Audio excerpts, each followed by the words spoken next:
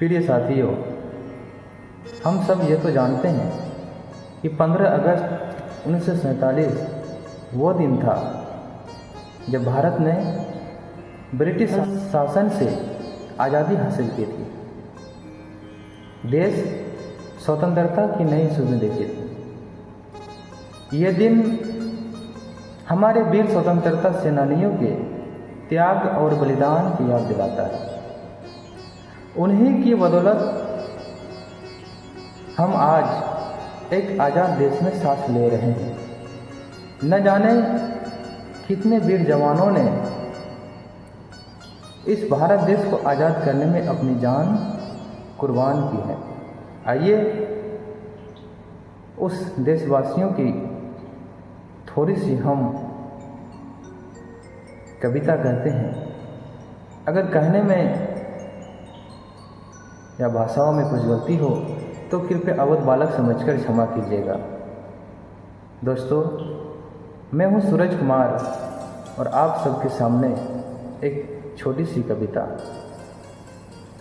कहते हैं, याद नहीं किसी को उनकी कुर्बानी, याद नहीं किसी को उनकी कुर्बानी, देश पर लुटा दी जिन्होंने जिंदगानी।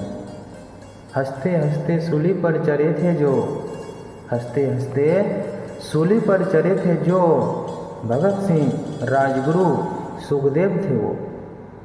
गर ना होते इन जैसे सेनानी, गर ना होते इन जैसे सेनानी, गुलाम अंग्रेजों के आज भी होते हिंदुस्तानी। देखकर हिंदुस्तान का हाल, अंग्रेजों की हर चाल, छोटी उम्र में ही भगत सिंह का खून खौला था। तभी तो उसने घर बार परिवार सब छोड़ा था। कदम कदम पर अंग्रेजों का मुंह तोड़ा था। फिरंगियों के तमाम कोशिशों के बावजूद भी सुखदेव, राजगुरु और बाकी क्रांतिकारियों ने कभी भगत सिंह का साथ नहीं छोड़ा था। ये देखकर दंग दुश्मन का दल था और दंग होना बनता भी था अंग्रेजों का। देश आज़ाद कराने का हक अपना पाने का हौसला तो उन वीरों का बुलंद था। असेंबली में जब भगत सिंह ने किया था धमाका, असेंबली में जब भगत सिंह ने किया था धमाका, गूंज से उसकी पड़ा था अंग्रेजी सरकार को तमाचा। न भागा था न डरा था, न भागा था न डरा था, उसने आत्मसमर्पण करा था। सोई हुई जनता को जगाने का प्रयास उसने करा था। उसके एक धमाके ने न जाने कितनों के जोश भरा था। इनकलाब जिंदाबाद का नारा लगाकर उस दिन आज़ाद की ओर वो एक कदम और बढ़ा था। जेल में रहकर भी उसने अंग्रेजों का जीना हराम करा था। जेल में रहकर भी उसने अंग्रेजों का जीना हराम करा था। अपने हक के लिए वो कभी वहाँ बेखौफ होकर लड़ा था। इस वजह से नाम उसका देश के हर बच्चे तक की जुबान पर खड़ा था। भगत सिंह, राजगुरु, सुखदेव को बचाने के लिए देश का हर इंसान ढाल बनकर खड़ा था। देखकर जुनून लोगों का अंग्रेजी सरकार का हर बंदा अंदर तक डरा था। तभी तो अंग्रेजों ने भगत सिंह, राजगुरु, सुखदेव को एक दिन पहले ही फांसी देने का फैसला करा था। शायद ये कोई नहीं जानता कि गांधी और नेहरू ने क्या करा था।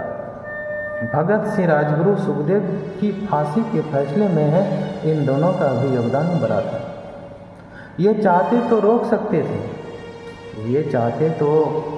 सकते थे उन्हें सूली पर चढ़ने से और देश को दो हिस्सों में बंटने से भी। पर इन दोनों का सियासत का भूत खरा था। कुर्सी से इन देश के दुश्मनों का प्यार भरा था। भगत सिंह, राजगुरु, सुखदेव ने तो अपना काम कर दिया था। जान देकर देश आज़ाद करवा दिया था। लेकिन सोचो जरा, क्या सच में आज देश आज़ाद है? नहीं, यह देश आज भी है गुलाम। पैसों को यहाँ हर कोई करता सलाम, सियासत ने मचा रखा कोहराम। कहीं हो रहा नारी का अपमान, तो कहीं भूख से मर रहा इंसान। होता है आज पाप भी सरेआम, कैसा हुआ देश का ये अंजाम। नफरतों का फैला है जाल, नफरतों का फैला है जाल, फंस रहा उसमें आज इंसान। धीरे धीरे फिर एक बार बर्बाद हो रहा है हिंदुस्तान। भगत सिंह, देश को आज तुम्हारी ज़रूरत है। हो सके तो किसी रूप में फिर लौट आओ, देश को एक बार फिर बचाओ, देशवासियों की सच्चाई की राह दिखा जाओ। प्रिय साथियों, भगत सिंह, राजगुरु और सुखदेव ने तो अपनी जान गंवा कर भी इस देश को आज़ाद किया, लेकिन ये देश आज भी आज़ाद नहीं है। क्यों? क्योंकि आज भी इंसान भाई भाई पर छुरी चला देते हैं, भाई ही बहन की कपड़ा उतारते हैं। नेता अपने बारे में ही सोचते हैं, देश के बारे में नहीं सोचते हैं। इसीलिए हमें इस देश को बदलना है, लेकिन बात यह है कि देश को बदलने से पहले अपने आप को बदलना होगा। खुद बदलेंगे तो देश बदल जाएगी। इसीलिए सबको संकल्प लेना चाहिए कि आज खुद बदले और देश बदल जाएगी। एक आदमी देश को बदलने चला था, कहा कि मैं पूरे देश को बदल दूंगा, दुनिया को बदल दूंगा। लेकिन कुछ दिन बाद पता चला कि यह दुनिया बदलने वाला नहीं है। चलिए, दुनिया ना ही सही, मैं अपने देश को जरूर बदलूंगा। लेकिन वह थोड़े दिन में फिर कहता है कि यह देश भी नहीं बदला जा सकता है, यह देश बहुत बड़ा है। चलिए, देश को ना सही, मैं अपने राज्य को बदलूंगा। फिर वह संकल्प लेता है कि राज्य बदल देगा। थोड़े दिन बाद जब राज्य में भ्रमण करता है तो देखता है कि यह राज्य भी बदलने वाला नहीं है। चलिए, राज्य भी ना सही, मैं अपने ज़िले को ही बदल दूंगा। लेकिन ज़िला भी नहीं बदल पाया और फिर कहता है कि यह ज़िला नहीं सही, अपने ग्राम को बदल दूंगा, अपने नगर को बदल दूंगा। लेकिन वह अपने नगर को भी नहीं बदल पाता है और फिर कहता है कि चलिए, अपने परिवार को बदल दूंगा। लेकिन अंत में क्या होता है कि वह उसको समझ में आता है कि मैं खुद नहीं बदला था, इसलिए किसी को नहीं बदल पाया। इसीलिए खुद को बदलिए। अगर बदल लेंगे तो ये देश क्या पूरा दुनिया बदल जाएगी। इसलिए आज सब कोई संकल्प ले कि हम नारी की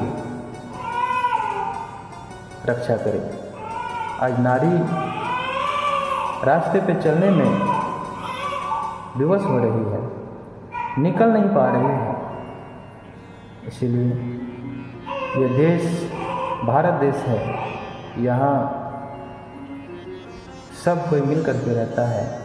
इसलिए अंत में तो यही कहूँगा कि हम सब मिल कर के एक संकल्प लें और इस देश को बदलने का प्रयास करें। जय हिंद दोस्त।